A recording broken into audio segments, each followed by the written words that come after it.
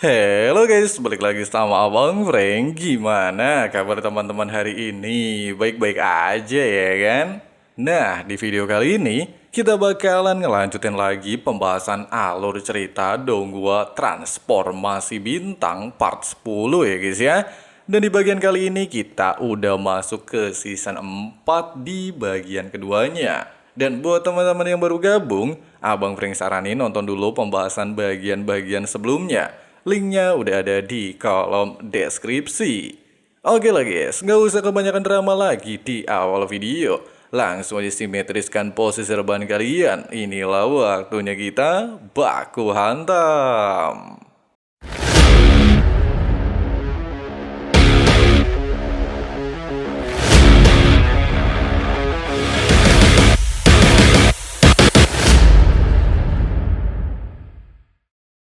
Setelah berhasil menyelamatkan Liancong di lautan bintang bergelora menggunakan pil penciptaan abadi, Liancong lantas mengundang Kinyu untuk berkunjung ke Pulau Pengmo, salah satu kekuatan terbesar di lautan bintang bergelora.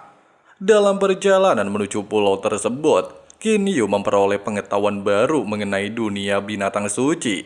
Dia mengetahui bahwa binatang suci terbagi dalam beberapa tingkatan, mulai dari kelas rendah, menengah, tinggi, hingga kelas super yang sangat langka.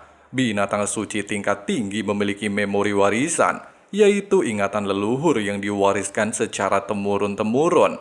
Melalui warisan tersebut, mereka dapat menguasai berbagai teknik rahasia dan kemampuan istimewa yang membuat kekuatan mereka jauh melampaui binatang suci biasa. 秦羽见过鹏魔岛主。 Singkatnya, setibanya di Pulau Pengmo, Kinyu disambut langsung oleh Zongjue, penguasa pulau sekaligus guru Liancong. Zongjue berterima kasih karena Kinyu telah menyelamatkan muridnya. Namun dia juga sangat penasaran dengan pil penciptaan abadi yang digunakan Kinyu. Menurutnya, pil tersebut sangat langka dan memiliki kemampuan luar biasa untuk memulihkan luka serta kekuatan spiritual dalam waktu singkat. Zongju awalnya mengira pil itu berasal dari klan atau keluarga besar Kinyu. Dia juga menjelaskan tentang pil kesengsaraan dari Pulau Lianyun yang membutuhkan bahan langka dan api langit untuk menciptakannya. Dengan alasan tersebut, dia yakin pil penciptaan abadi pasti dibuat dengan metode yang jauh lebih hebat. Di saat Kinyu mengaku memiliki api langit alias api surgawi, hal itu semakin membuat Zongju terkejut. Sedangkan Kinyu akhirnya mengungkapkan fakta. Meski pil penciptaan abadi memanglah buatannya, tetapi resep dan tekniknya diwariskan oleh pamannya alias Jianglan. Mendengarkan nama Paman Lan, sikap Zongju langsung berubah. Ternyata dia mengenal sosok misterius tersebut dan menganggap semua kemampuan luar biasa Kinyu sangat masuk akal jika berasal dari ajaran Paman Lan. Dan sebagai balas budi, Zongju mempersilahkan Kinyu memilih hadiah apapun di Pulau Pengmo. Pada awalnya, Kinyu sangat tertarik pada batu spiritual berkualitas tinggi yang berada di bawah pulau. Namun setelah diperiksa, batu tersebut ternyata merupakan inti dari seluruh urat tambang. Jika diambil, tambang itu akan kehilangan kemampuannya menghasilkan batu spiritual yang baru. Dengan adanya fakta tersebut, Kinyu memilih untuk tidak mengambilnya.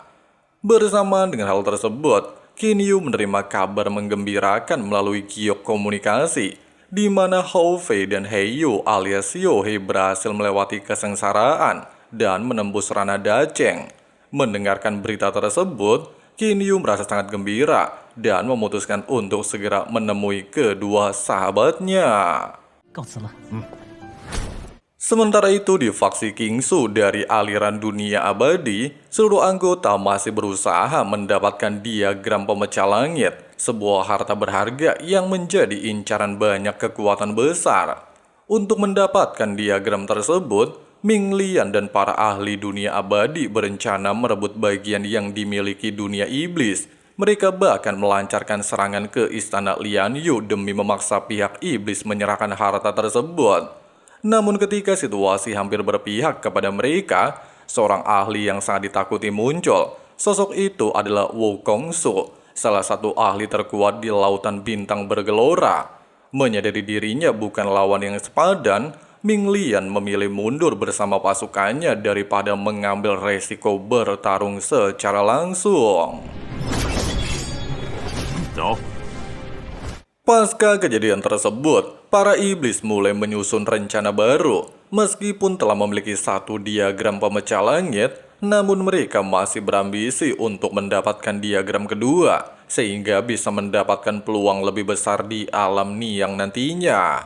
Dengan adanya alasan tersebut, mereka mengalihkan target ke Pavilion Bintang. Namun menyadari Pavilion Bintang memiliki kekuatan yang tidak mudah ditaklukkan, mereka justru memilih cara yang lebih licik. Mereka berencana menyerang dinasti Zulong di benua Qianlong, tempat keluarga Qin Yu berada. Dengan menyandra keluarganya, mereka berharap Qin Yu akan memberikan diagram pemecah langit. Sementara itu, Qin Yu terus melanjutkan perjalanan untuk menemui Wu Fei dan He Yu. Di tengah perjalanan, dia menemukan sebuah formasi misterius yang dijaga oleh 3 binatang suci. Melihat tingkat kultivasi Qin Yu yang belum mencapai tahap daceng, ketiga binatang itu meremehkannya dan menganggapnya sebagai sasaran mudah. Mereka bahkan memaksa Qin Yu menyerahkan seluruh hartanya. Dengan sangat tenang, Qin Yu menolak tuntutan mereka. Ketiga binatang suci itu pun langsung menyerang dan menggunakan formasi untuk menjebaknya. Tapi sayangnya, kekuatan mereka jauh berada di bawah Qin Yu. Bahkan Qin Yu segera mengaktifkan domain api langit dan domain gravitasi yang langsung menghancurkan formasi tersebut. Dalam waktu singkat, ketiga binatang suci itu berhasil dikalahkan dan ditangkap hidup-hidup. Tidak berselang lama, Hou Fei dan He Yu akhirnya tiba. Pertemuan mereka berlangsung hangat dan penuh kegembiraan. Hou Fei tetap ceria dan gemar bercanda seperti biasanya. Sementara He Yu kini terlihat jauh lebih dewasa setelah berhasil melewati kesengsaraan, bahkan sepenuhnya bisa berubah menjadi manusia. Setelah reuni mereka, Qin Yu memperlihatkan mansion King Yu kepada Hou Fei dan He Yu. Istana abadi portable yang diperoleh dari Istana Abadi 9 Pedang itu langsung membuat Hou Fei kagum. Pasalnya dapat digunakan sebagai tempat tinggal yang praktis kemanapun mereka pergi. Percakapan kemudian beralih ke pengalaman kultivasi. He Yu menjelaskan bahwa dirinya dan Hou Fei mampu melewati kesengsaraan dengan cepat berkat bantuan Paman Lan. Mereka ternyata dibawa ke sebuah dunia rahasia yang memiliki perbedaan aliran waktu. Meski di dunia luar hanya 2 tahun berlalu, di dalam dunia tersebut mereka telah berlatih selama lebih dari 100 tahun. Mendengarkan hal tersebut, Qin Yu akhirnya memahami kenapa kekuatan kedua sahabatnya meningkat begitu pesat. Setelah itu, perhatian mereka tertuju pada 3 binatang suci yang sebelumnya ditangkap Qin Yu. Pada awalnya, Qin Yu berniat menjadikan mereka budak secara paksa. Namun setelah melihat ketakutan mereka terhadap aura Hou Fei dan He Yu yang merupakan binatang suci tingkat tinggi dengan memori warisan, Qin Yu memilih cara lain dan memberikan 2 pilihan, menjadi pelayan dan tunggangannya atau dimurnikan menjadi inti jiwa.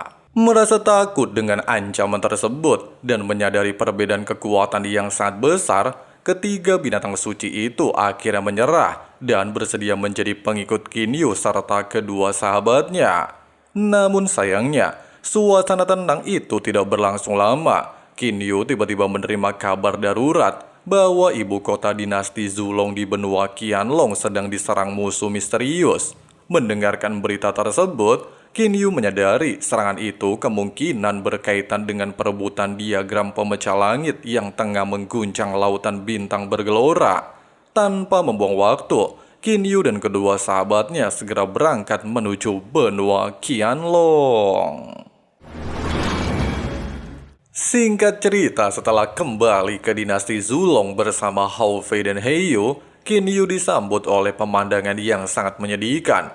Ibu kota yang dulu damai, kini berubah menjadi kota yang porak-poranda. Bangunan-bangunan hancur, darah membasahi jalanan. dan banyak rakyat menjadi korban dari serangan yang terjadi. Qin Yu segera mencari tahu penyebab tragedi tersebut. Dari para penjaga yang selamat, dia mengetahui bahwa sekelompok kultivator kuat dari dua faksi berbeda telah menyerang istana. Bahkan ratusan makhluk abadi mengepung seluruh wilayah kerajaan demi mendapatkan sebuah harta bernama diagram pemecah langit. Tidak sampai di sini, Qin Zheng menjelaskan, dia sebenarnya telah mengikuti pesan yang pernah ditinggalkan Qin Yu dengan menyerahkan diagram pemecah langit kepada pihak yang datang mencarinya. Setelah itu, dia segera menggunakan formasi teleportasi menuju mansion Gunung Le, sehingga tidak mengetahui siapa yang akhirnya membawa harta tersebut. Mendengarkan penjelasan barusan, Qin Yu tidak menyalahkan kakaknya. Dia memahami bahwa manusia biasa tidak mungkin melawan para kultivator tingkat tinggi. Namun ketika melihat ribuan korban tewas dan terluka akibat serangan tersebut, amarahnya mulai membara. Qin Zheng terus menyalahkan dirinya karena merasa gagal melindungi rakyat dan keluarganya. Namun Qin Yu menegaskan bahwa kesalahan bukan berada pada mereka yang berusaha bertahan hidup, melainkan pada para pelaku yang membantai orang-orang tak bersalah demi sebuah harta. Peristiwa tersebut lantas mengingatkan Qin Yu pada masa kecilnya. Dia teringat sebuah desa yang pernah menjadi tempat bermainnya, yang kemudian dihancurkan oleh para kultivator tanpa alasan. Kenangan itu ditambah peristiwa Zosian yang pernah membunuh orang-orang tak berdosa semakin menguatkan tekadnya. Dan sejak saat inilah Qin Yu bersumpah bahwa jika langit tidak menghukum para pelaku kejahatan, maka dia sendiri yang akan melakukannya. Dia berjanji tidak akan membiarkan pembantaian terhadap orang-orang tak bersalah terjadi tanpa balasan yang setimpal. Sebelum membalaskan dendam atas tragedi di dinasti Zulong, Qin Yu memutuskan untuk mencari dalang sebenarnya di balik serangan tersebut. Dia mulai menganalisa semua petunjuk yang ada, dan petunjuk terpenting adalah diagram pemecah langit. Saat itu, terdapat 3 diagram pemecah langit yang tersebar di dunia. Satu pernah dimiliki Qin Yu, satu berada di tangan klan naga, dan satu lagi dimiliki dunia iblis. Karena diagram miliknya telah dicuri, Qin Yu yakin bahwa siapapun yang kini memegangnya pastilah memiliki hubungan langsung dengan kehancuran yang terjadi di dinasti Zulong. Singkatnya, setelah mempertimbangkan berbagai kemungkinan, Qin Yu memutuskan untuk menyelidiki faksi Kingsu terlebih dahulu dengan alasan sebelumnya kaum abadi tidak memiliki diagram pemecah langit. Jika sekarang mereka memilikinya, maka besar kemungkinan mereka lah yang mengambil diagram dari dinasti Zulong. Untuk menghindari kecurigaan, Qin Yu menyusup ke wilayah Kingsu. Di sana, dia melihat seorang pemuda memberikan batu spiritual berkualitas tinggi kepada seorang penjaga dan berhasil mendapatkan kepercayaannya.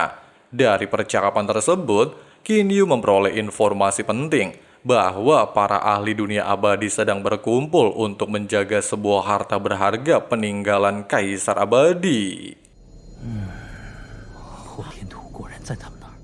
Mendengarkan percakapan tersebut, Qin Yu langsung curiga bahwa harta yang dimaksud adalah diagram pemecah langit.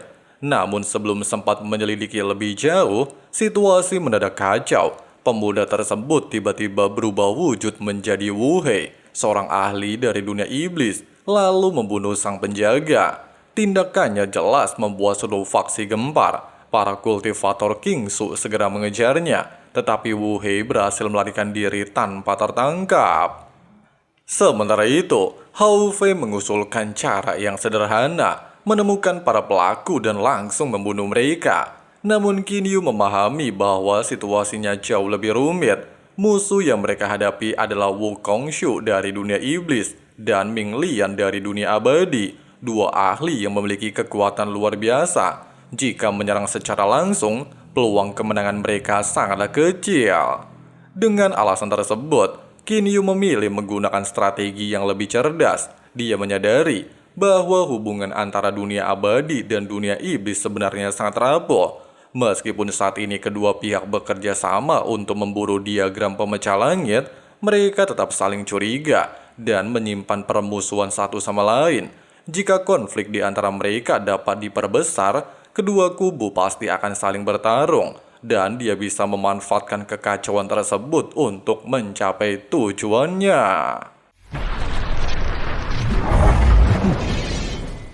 Bersama dengan hal itu, berbagai kekuatan besar juga mulai bergerak. Klan Naga menerima laporan bahwa dunia abadi dan dunia iblis sedang mengumpulkan pasukan dalam jumlah besar untuk memperebutkan diagram pemecah langit dan alam Niang.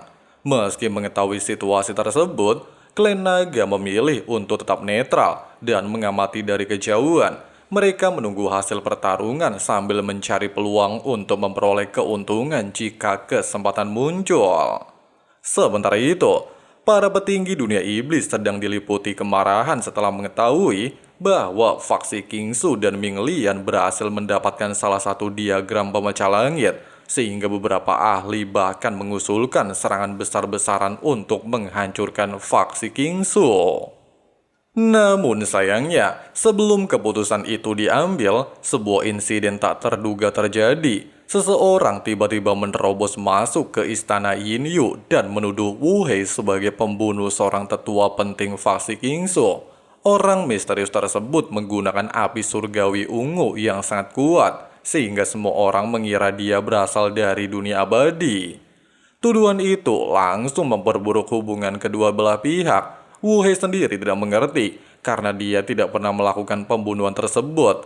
Namun karena kabar itu sudah terlanjur menyebar, membuat para ahli dunia iblis semakin marah dan permusuhan terhadap faksi Kingsu semakin memanas. Para ahli dunia iblis mulai percaya bahwa dunia abadi sengaja mencari alasan untuk memulai perang. Namun sebenarnya, semua kejadian itu merupakan bagian dari rencana rahasia Kinyo. Dia sengaja menciptakan berbagai insiden untuk memperbesar permusuhan antara kedua kubu agar mereka saling bertarung.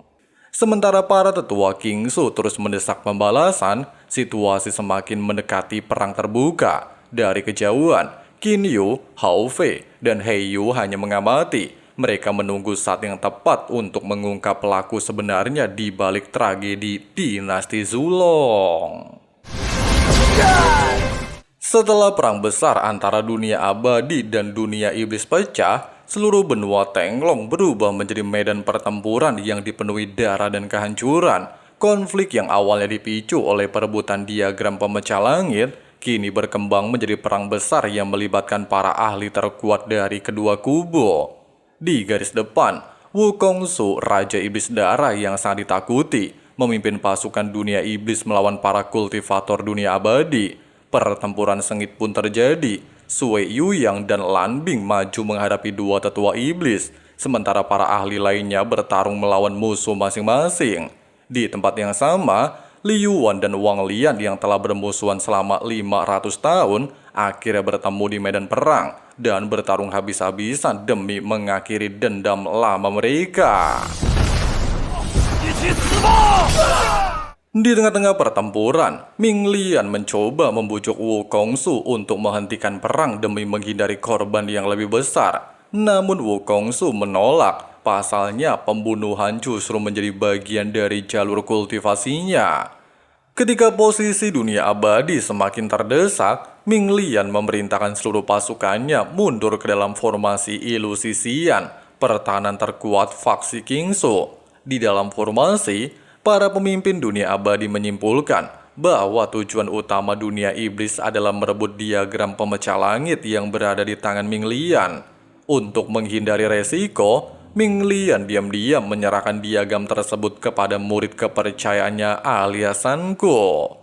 Namun tanpa mereka sadari, Kinyu mengetahui semua rencana tersebut. Sejak awal, konflik antara kedua kubu memang berkembang sesuai strateginya.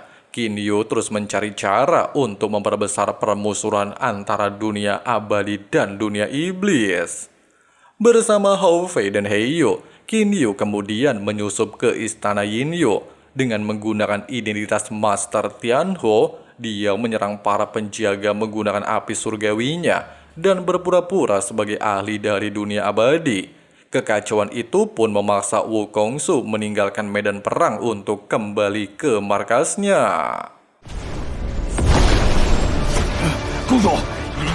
Kedatangan Wukongsu adalah tujuan Qin Yu. Dengan absennya Wukongsu dari garis depan, keseimbangan perang mulai berubah. Setelah berhasil memancing musuhnya, Qin Yu menghadapi Wukongsu secara langsung.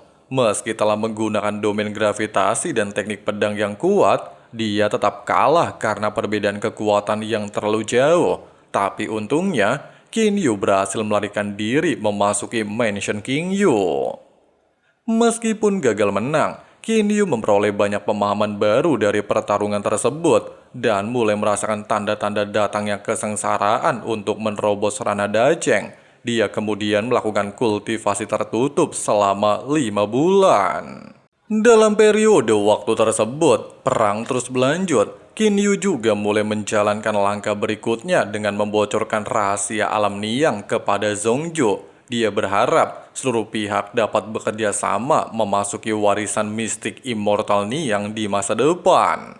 Sementara itu, Ming Liang mulai curiga ada pihak ketiga yang bermain di balik layar. Kecurigaan itu semakin kuat ketika dia mendengarkan kabar mansion utama King Su tiba-tiba dibakar menggunakan api surgawi alias api langit ungu. Nah guys, setelah pembahasan alur cerita Donghua recap transformasi bintang part 10-nya ya guys ya. Untuk part selanjutnya kita bahas di hari Senin, Selasa, dan Kamis minggu depan ya guys ya. Jadi supaya nggak ketinggalan update-annya, langsung aja klik subscribe. Atau kalian bisa berlangganan supaya lebih cepet dapet update-annya. Oke lah guys, makasih banyak banget buat teman-teman yang udah nonton videonya sampai habis. Di sini Abang Frank pamit undur diri dulu. See you and bye. Bye. I guess I look here, look there, over where am I scared, where am I at? I gotta make it in this life, whatever makes me happy, know I'm doing things right. Sipping in the summer on a goose and Sprite, or find a nightclub for the end of the night, oh. And we all got dreams, we all want things, but what you gonna do for it, how you gonna move for it, what you gonna be?